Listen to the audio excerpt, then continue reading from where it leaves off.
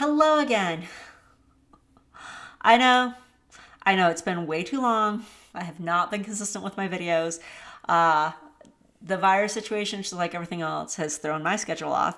I know, I should have been better. But I'm here now, and there's a lot to discuss, so let's get into it.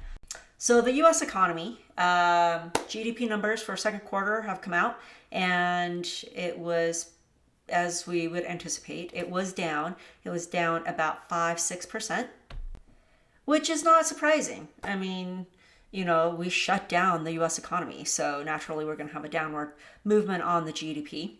Um, it's ridiculous because people keep saying, well, this is as bad as the Depression. Let me just clarify no. No, it is not even anywhere near the Depression levels. So don't need to panic about that. It's actually not even close to the same as the Great Recession levels. So it's less than ideal, but it's not horrific. But of course, as I've told you guys in the previous videos, anytime there's a downturn, it's immediately, and I do mean immediately, and almost always compared to the Great Depression, because that was the largest economic event in US history. So naturally, everything gets compared to it. But in this case, we are not anywhere near those levels. So that's a good sign. The GDP, so it was a mixed bag. There were certain sectors that did well, other sectors that did not do so well. So if you think about the logic about this, the outdoors, anything to do with outdoors, did very, very well. I mean, they crushed it. But that makes sense. People don't want to be stuck inside their home. Spring was in full swing, so naturally people want to go out into the mountains. That makes sense. They want to be outdoors. So I mean, camping gear, trailers, boats, kayaks, paddleboards. I mean, even like cooking gear for camping, anything to do with the outdoors. Their sales went through the roof, and that's good because there was still manufacturing that was demanded. For these production of these goods because there was such a high consumption rate for them, which is a good thing. I mean, it's always good to have people out in the mountains and get fresh air. So can't complain about that. The flip side of that, so as you would imagine, like restaurants did not fare so well. Small businesses definitely did not fare well. So I told you guys in the previous videos that a lot of people were under the assumption, hey, we shut down, we can just reopen back up, and all these businesses will just, come back to life. And I told you that wasn't going to happen. And because there were going to be businesses that were not going to be able to, weather the storm. And that is exactly what has happened. There were companies that could not come back, and so those jobs were lost. A lot of companies were able to come back, and those jobs were also back, not at full capacity, but they were able to bring some of those jobs back. And then of course the ones that couldn't come back, those jobs were gone. So the unemployment rate numbers at the beginning of the shutdown were dismal. I mean, they were awful. But since we've reopened back up, now it's not looking so horribly because, a lot of companies were able to bring back their employees. Again, maybe not at full capacity at what they had before, but they were able to at least bring back some. And so that helped with the unemployment numbers. So let's go into talking about the stock market. The stock market. What can I say? It's always a fun ride, right? It's up and down. So the S&P is actually almost back up to its pre-pandemic levels, which is a good thing. The Dow is within striking distance. So, I mean, that's good. We've been having far less big volatile swings. So we've had smaller ups and downs as we're going back up, which I've told you guys in the past, that's a much better deal than having big swings down, big swings up, and big swings down, big swings up. We don't like that. That's not as sustainable as if we just have smaller incremental movements upward. So that's a good thing. The markets are doing well. if you did invest when the markets were low, because I did do videos about that, if you did do, if you were able to buy when the markets were lower, I mean, you've had good gains. The markets have just pushed upward, which is a good thing. Those transactions and that flow of money needs to be happening. And so, we'll probably keep chugging along. Now, I do get asked questions, one in particular that I'm just like, I don't understand why it gets asked, because I'm like, why would you think that this wouldn't impact the stock market? So a lot of people ask, believe it or not, they do. They ask if the election actually has an impact on the stock market. Absolutely, it does. It's the most powerful office in the world. For crying out loud, a Kardashian tweets something and it's moved a stock before. So in the past, I can't remember which Kardashian, and I quite frankly don't care. But one of them tweeted something like,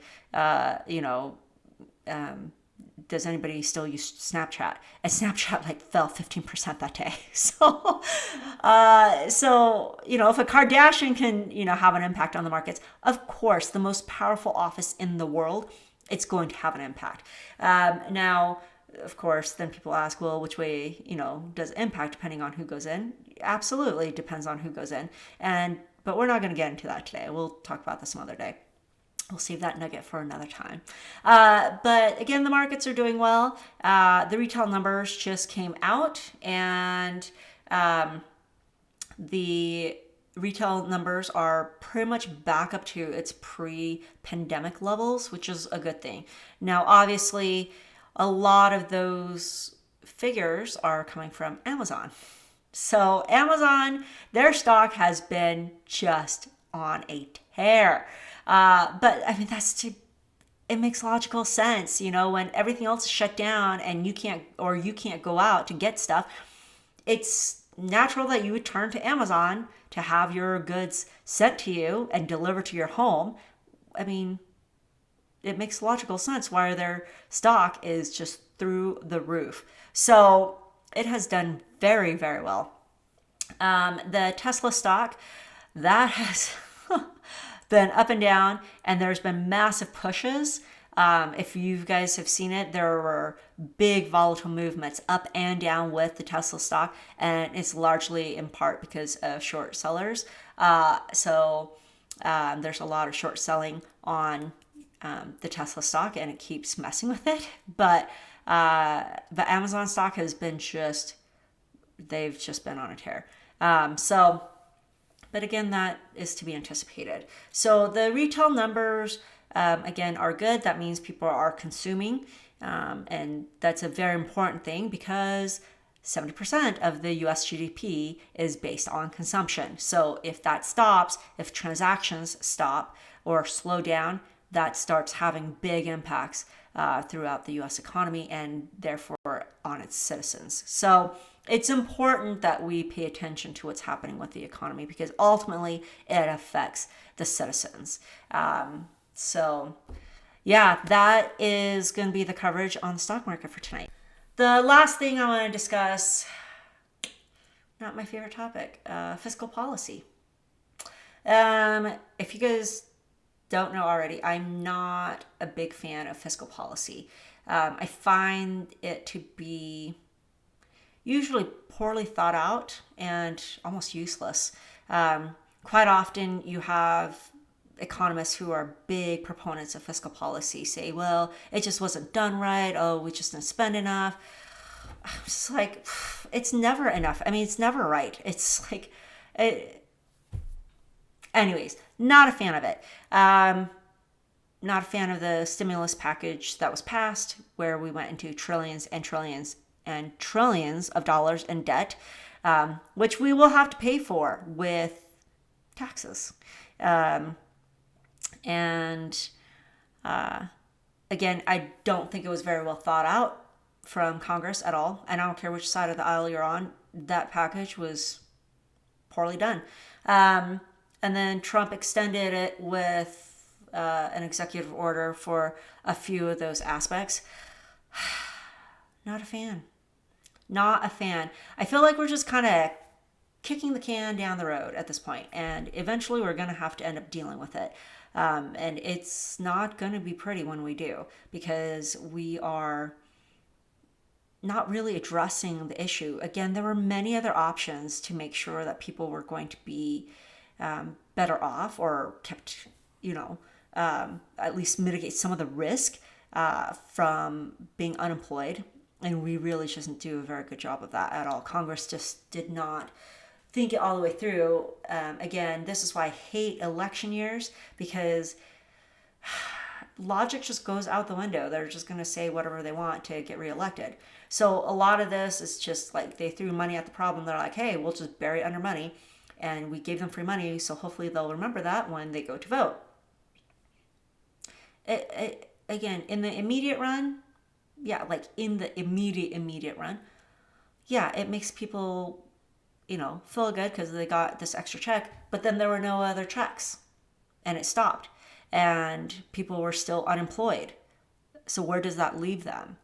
They still have their mortgage payments due. Now, a lot of people who have done those mortgage deferral payments are having them come due now. I mean, they have to come up with not just their current month's rent, but the past 3 months' rent that were put on hold. So this is where it's starting to get messy, and we really have still not addressed these bigger concerns of people being, evicted or foreclosed on with any of the policies that have been passed. They really have not thought this through at all. So again, not a fan of the fiscal policy, just because most of the time Congress is really dumb and they don't do a good job. So that's why a big proponent of monetary policy. Jerome Powell, I can't say I'm a fan of his actions lately either. Not the best. He, as I've told you guys in the previous videos, he went to the lowest rates we were when we were in the financial crisis, which is between 0.25%. So again, between 0.25%. It is not 0. So that is where we're at, which has been helpful for helping to, make sure that borrowing costs are cheap. There's been massive amounts of refinancing for people, which is good. And that helps to lower payments, which is a little bit more manageable when, if you're out of a job or you're not having as many hours as you did before. So that helps. And then there are still definitely home purchases and new home purchases. There's massive amounts of migration within the country happening right now.